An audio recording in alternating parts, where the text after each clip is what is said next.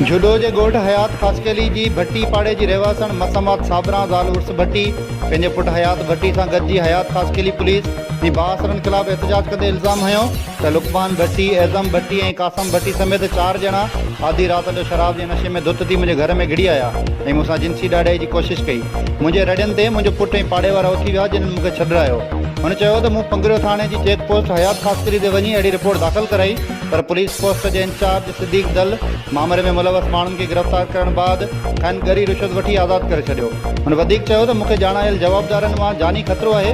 ॼाणायल जवाबदार संगीन नतीजा भोगण जूं धमकियूं ॾेई हिरासत करे रहिया आहिनि। हुन IG सिंध SSP बदीन समेत समूरनि बसवारनि खां अपील कई आहे त हयात खासखैली जी पुलिस पोस्ट अमले ख़िलाफ़ ऐं बााثरनि ख़िलाफ़ कार्रवाई करे इंसाफ़ कयो वञे। कयूं माण्हू पाड़े वारा भॼी आया, उन्हनि छॾायो। पोइ मुंहिंजो पुटु घर में वेठो, उनखे बि जाम मारियूं कुटियूं।